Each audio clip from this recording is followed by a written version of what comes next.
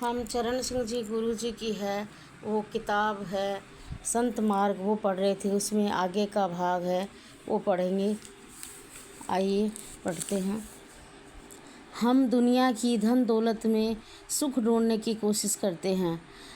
आप सोचें इसे कमाने के लिए कितने दुख, कितनी मुसीबतें सहनी पड़ती हैं। अपने कीमती उसूलों को भी कुर्बान करते हैं, सेहत का भी सत्यानाश कर लेते हैं और कई प्रकार की मानसिक बीमारियां मोल ले सकते हैं। फिर भी इसको रखने में कौन सी शांति प्राप्त होती है।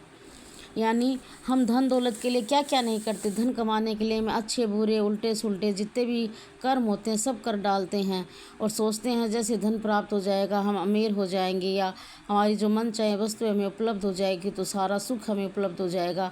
तो ये हमारी मूर्खता है।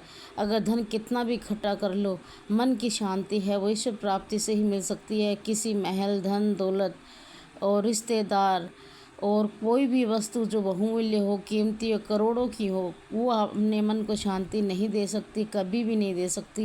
लेकिन हमारा मन ये विश्वास करता है कि अनेकों काले धंधे, बुरे धंधे, कपट, चोरी, डाका, हर तरीके के बुरे कर्म करके धन इकट्ठा करें और हम ऐशो आराम की ज़िंदगी जिएं और ऐशो आराम की ज़िंदगी जिएं और उन कर्मों की वजह से दुख भोग के मरें। लेकिन हमें ये चीज़ हमें भुगतने के बाद समझ में आती है कि धन में भी सुख नहीं है, रिश्ते में भी सुख नहीं है, किसी वस्तु में सुख नहीं है। जब हम दुख भुगतते हैं तब हमें ये चीज़ समझ में आती है। जब तक हम दुख नहीं भुगतते हमें ये लगता है धन, माया, धन दौलत सभी है वो सुखदायी है। आगे इसमें देखिए, इसमें बताते हैं कि कई प्रकार के मानसिक बीमारियां मोल ले लेते हैं, फिर भी इसको रखने में कौन सी शांति प्राप्त होती है। इसको किसको, यानी धन को रखने में कौन सी शांति प्राप्त हो जाती है। अगर ज़्यादा धन होगा तो उसे रखने में टेंशन रहेगी कि कोई चोरी कर लेगा, और अगर कम होगा तो हमें ये चिंता रहेगी कि सुबह क्या खाएंगे, कहाँ रहेंगे, कहाँ सोएंगे। तो दोनों ही स्थिति में हमें दुख भुगतना ही पड़ता है।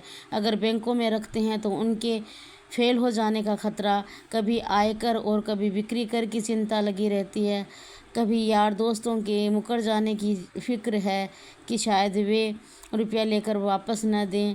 और जिस वक्त वही दौलत जाती है अच्छी तरह दुखों और मुसीबतों में फंसाकर ही जाती है। कभी डॉक्टरों की फीस में होकर निकल जाती है, कभी मुकदमों में उलझा कर चली जाती है। कितने दुख और मुसीबतों से कमाई, लेकिन फिर भी सुख न दिया। उसके जाने पर शरीर पर जो मुसीबतें भुगतनी पड़ती हैं वे अलग हैं। गुरु नानक साहब का कथन है,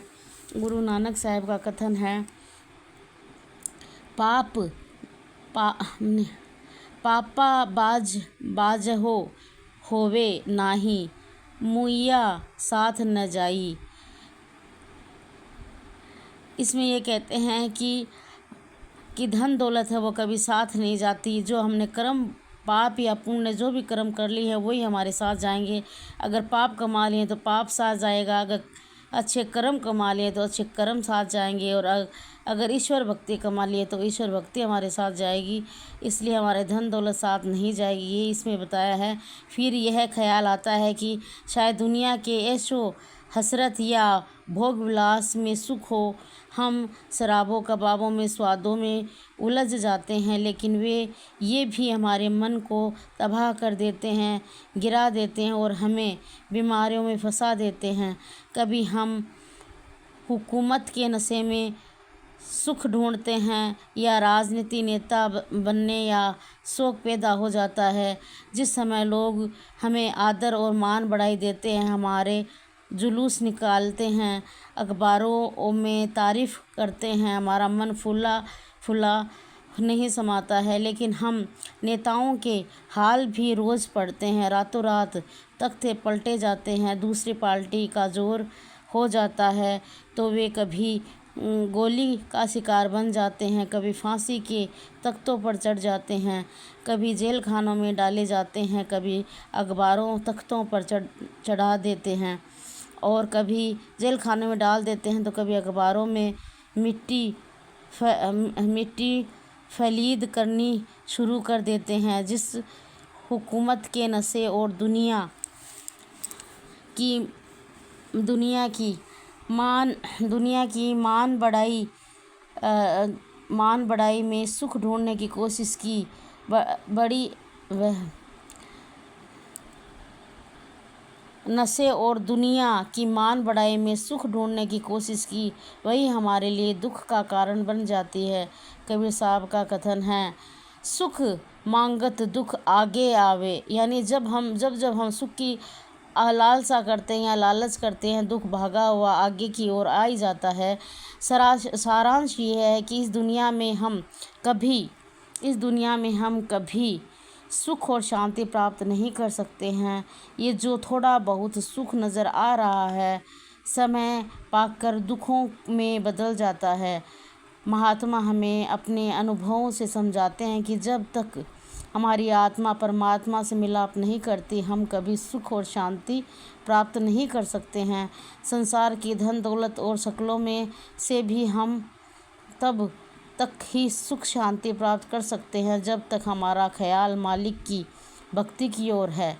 मिसाल के तौर पर एक बच्चा अपने मम्मी पापा की उंगली पकड़कर नुमाइश देखने जाता है। उसे वहाँ पर हर चीज़ बड़ी ही सुंदर और अच्छी मालूम होती है। कहीं बिजलियाँ जल बुझ रही हैं, कहीं तरह तरह के खेल हो रहे हैं, कहीं खिलौने और मिट्टियों की दुकानें सजी हुई हैं। बच्चा समझता है कि यह खुशी उसे नुमाइश के साज सामान से मिल रही है, लेकिन अगर गलती से बच्चे से अपने पिता की अंगुली छूट जाती है तो वह चीखें मारना शुरू कर देता है और रोने चिल्लाने लगता है। हालांकि नुमाइश का सब साजो सामान वहीं पर रखा हुआ है, फिर भी बच्चा महसूस करता है कि नुमाइश में वो खुशी इतनी ही देर तक प्राप्त थी, वह अब अचानक ही दुख में तब्दील हो जाती है। जितनी देर तक उसने अपने पिता की अंगुली पकड़ी हुई थी, इसी तरह दुनिया में भी हम सुख और शांति उसी समय तक पा सकते हैं जब तक हमारा ख्याल और मन उस मालिक की ओर रहता है। इसीलिए महात्मा हमारे अंदर मालिक से मिलने का प्रेम प्यार पैदा करते हैं। गुरु अमरदास जी फरमाते हैं, हर की पूजा दुर्लभ है, संत हो कहना कछु न जाई। मालिक की भक्ति दुर्लभ है, इसकी महिमा बयान से बाहर है। हम सब दुनिया के जीव किसी न किसी के मोह में फंसे हुए हैं।